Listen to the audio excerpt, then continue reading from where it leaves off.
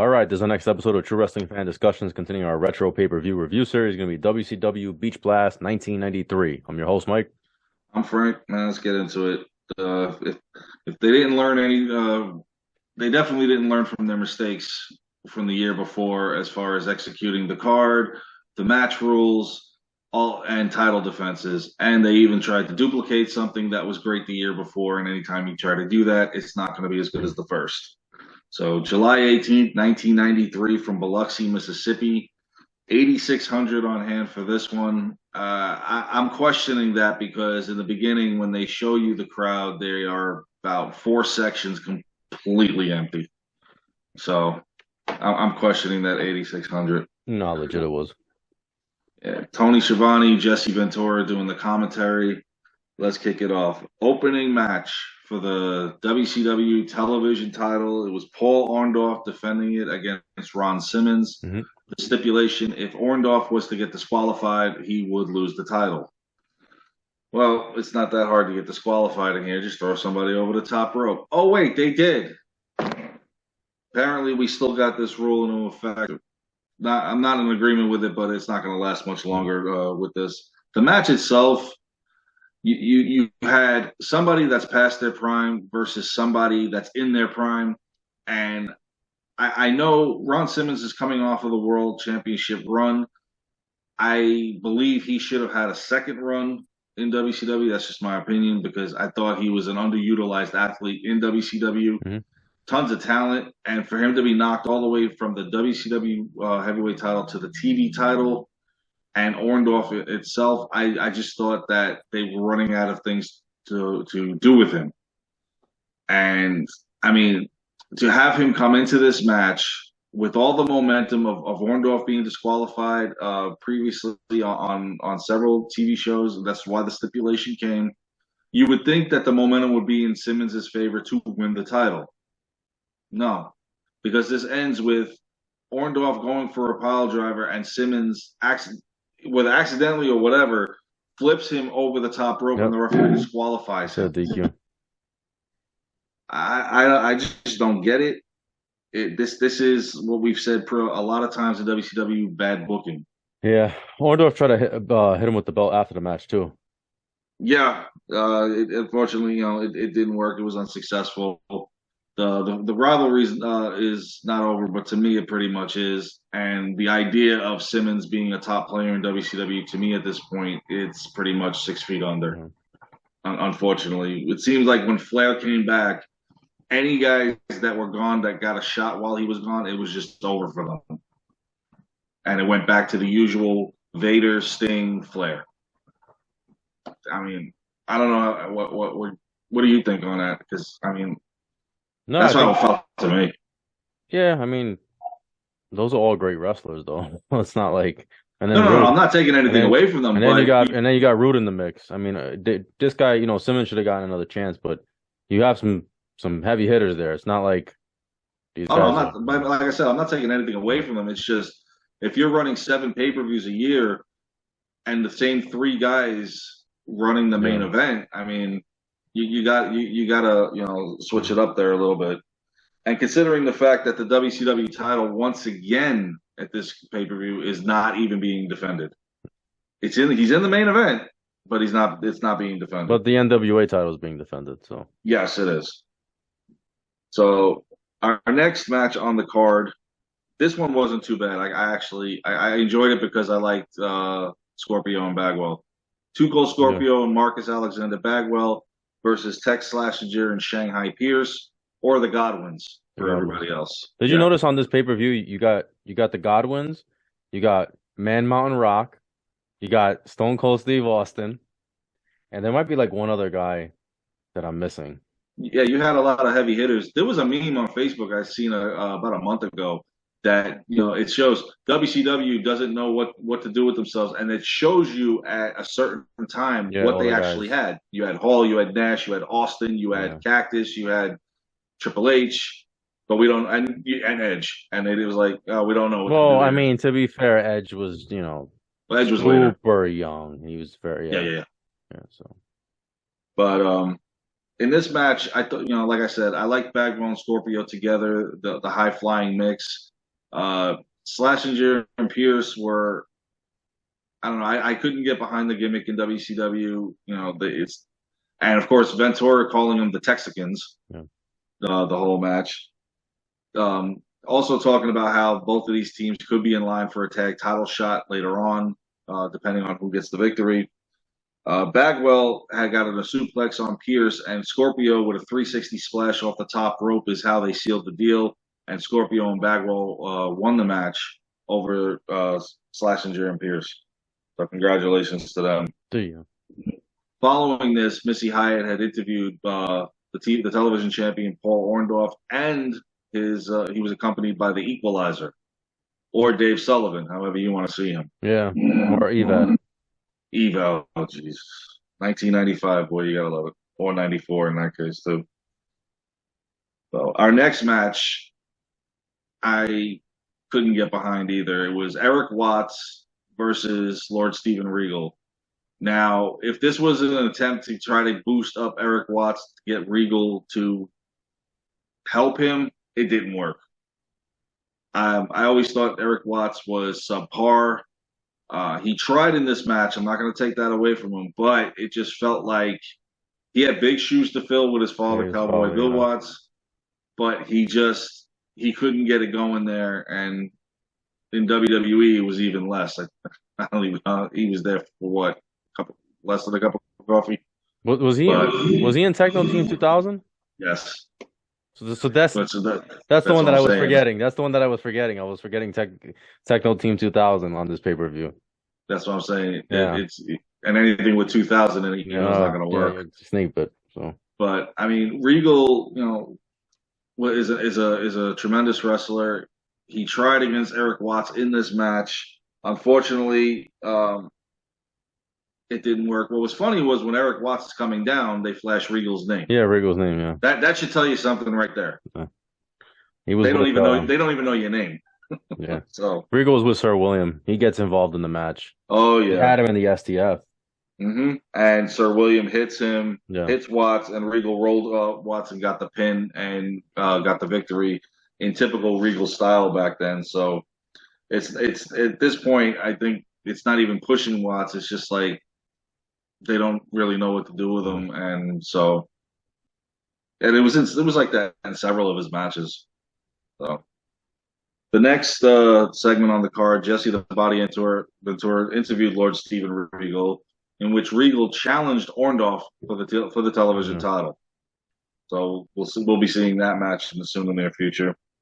And then following that, they showed a video package leading to the Max Payne Johnny B. Bad grudge match, where Johnny B. Bad is wearing a mask. Yeah, because this guy used his Johnny B. Bad's that gun that the confetti gun. Yeah. Yeah, against him, and it supposedly burned him. That mask was bad. Yeah, well, it matched his outfit. Yeah, I know, but it didn't match his character. It didn't fit. No, it didn't. The Little Richard being under the mask didn't work. Now, for this being a grudge match, it was awfully short. It also looked like Max Payne just didn't want to be there. Like he showed up to get his check and go home. I said, "See ya." This was less than 5 minutes. And of course, Johnny B. Bad hits the splash off the second turnbuckle and gets the pin, and this is how it's done. Any grudge match I've ever seen, there's going to be knockdown, drag out affairs going, and this didn't have it. It was lackluster to me. But Johnny B. Bad, he came and delivered. It was just Max Payne was just Max Payne. So our next match on the card, to me personally, was too long. Of a match. This was for the WCW Tag Team titles, the Hollywood Blondes versus the Four Horsemen of Arn Anderson and Paul Roma. This one dragged. This match dragged. It was over 26 minutes. Yeah. I mean, that was too long. It was too slow paced. It was a good match. It was just long. And it was fun to see that Austin, a year before, Austin and Arn Anderson are teaming together, and now this year they're facing each other. And Roma's with the Horsemen. He doesn't fit in with them really. I mean, no, he does not. You guys, I always liked him. He's a talented guy. He just didn't Just didn't really fit in with It them. didn't make like Mongo. It didn't make sense for him to be a Horseman. It's like that. Like they didn't have anybody. Yeah. The pickings were slim. Hmm. And like I said, the match itself was good, just way too long. Arn Anderson hit a spine buster on Austin, but Roma couldn't get the pin on him. Where it got interesting at the end is Roma rolled up Austin, but Pillman clotheslined him, and then Austin rolled him up to hook the tights, and Pulled the that's how they tights. got the Yeah. victory. Hmm. And the Hollywood Blondes were successful in defending their tag team titles. But like I said, this match should have ended 10 minutes prior. Way too long, dragged out. Felt like the crowd wasn't in it until maybe the last 5-10 minutes where the action kind of picked up. So our next match tried to duplicate a year ago Hmm. when they had the 30-minute Iron Man match against Ricky Steamboat and Ravishing Rick Rude. They tried to do it again this year, only this time for the vacated United States title. Ravishing Rick Rude versus Dustin Rhodes. The natural. He's a natural. Yeah, he's a natural, all But right. this feud went on for a while because I don't know if you remember what happened was I think it was like on a I don't know if it was a Saturday night. I don't know if it was a Saturday night or it was a clash where they double pinned each other. Yeah. So then the title becomes vacant, and then it's vacant for a while. They can have a lot of title defenses. Ultimately Dustin Rhodes gets it later on in the summer. But yeah, it's like this was the whole thing with Rude and the U.S. title. He never actually lost it. He got stripped because he got injured. So he's trying Seems to be an ongoing thing with him. yeah, he's trying to get it back. We got two great wrestlers, in an Iron Man match. Yeah, just not if they were trying to get what they got a year ago from Steamboat and Rude, they were nowhere close. Yeah, I know. It's just, but still, it wasn't terrible. No, But it's another 30-minute match. It's basically another 30 back to back, basically. and to make it even worse, it ends in a draw. Yeah. Which what's the point there? what's the point exactly? Just to further drag this out again. Exactly. But Now the first fall, Rude got the Rude Awakening and the pin. Jesse was all happy about that. So Rude was up 1-zip. He had the sleeper hold on Dustin at one point, and according to Jesse, Dustin's hand had went down 3 times, but Nick Patrick wouldn't call it. Yeah. And Jesse's getting irate down there. And I went back a couple times to see if I caught it. The camera didn't catch it. I think Jesse was just doing heel stuff. Probably. He was just being a heel. I don't think unless they actually screwed up and he's like, what's going on here? The botches later on. We'll get into that. Oh, yeah. The second fall was Dustin Rhodes with a bulldog and a pin on Rude. Mm-hmm. That tied it up 1-1, and that was within less than 3 minutes, and that's where it ended. So no title, nobody's being declared champion tonight. It was, to me, a pointless. If anything, they should have went to overtime, like 1996. Yeah. But they didn't. I don't understand why. The title's still vacant. Why would you go be in the back booking this match and go, okay, I'm going to have you guys wrestle 30 minutes. You're going to get a fall. You're going to fall, and we're going to end this in a draw, and we're going to drag out this storyline. Why? This should have culminated here. Should have. I agree.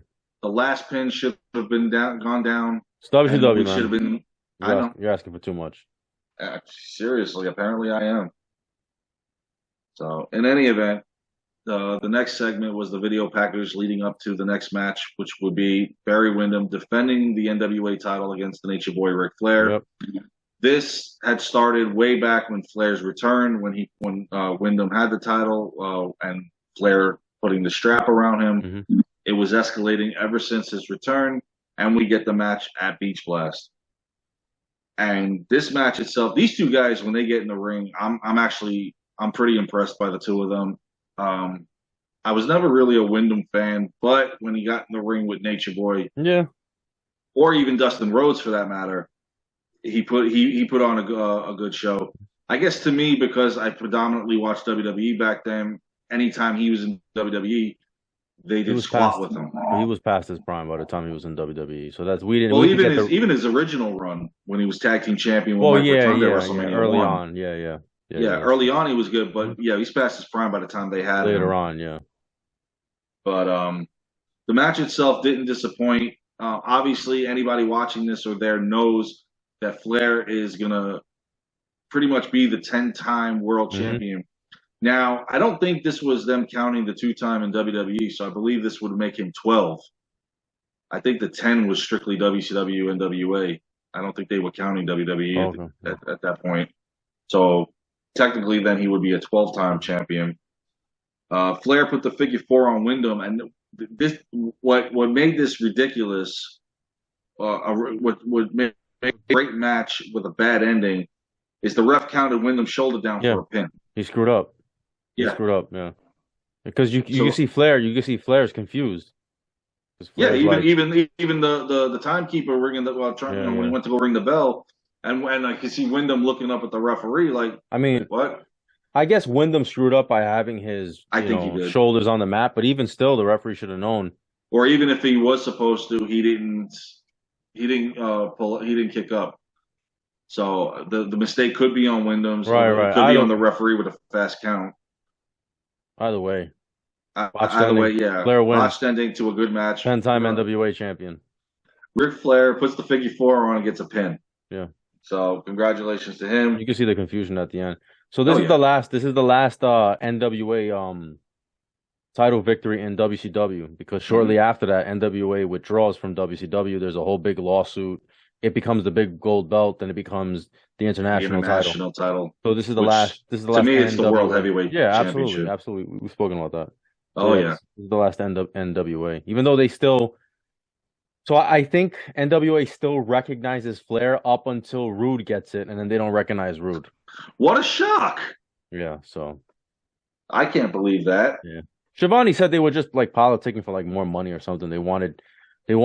WCW to pay them or something. By then the NWA wasn't really, anything. NWA wasn't anything. Yeah. WCW was actually keeping that name alive when you really think about it. Yeah, and then they tried to incorporate themselves into Eastern Championship Wrestling, which Yeah. became ECW Extreme Championship Wrestling, because then they tried to put the NWA title on Shane Douglas, and Douglas was like, throws it down. He goes, "No, I don't want this piece of garbage. I don't want to be affiliated with people that didn't think I could make it here." And then by that point, NWA was really searching for a lifeline. So Jesse interviewing Ric Flair afterwards, congratulating him on becoming the 10-time world champion. And Ric Flair just pretty much telling everybody, watch out, I'm back. Here I am. He says he's the only champion too. He makes that comment. He says, I'm the only champion. Yeah, because right now with the WCW champion is Vader. Yep. So, and Flair is technically the babyface right now until that'll change. Mhm. But it's a nice little cheap shot at the other champion.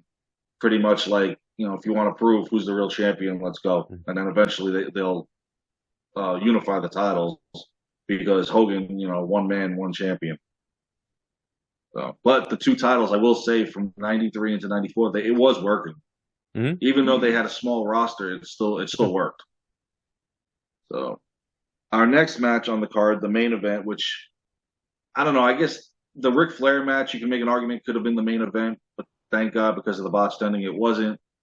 This one actually was. It was Sting and the British Bulldog versus the Masters of the Powerbomb, Sid Vicious and Big Van Vader, with Colonel Rob Parker and Harley Race at ringside for them.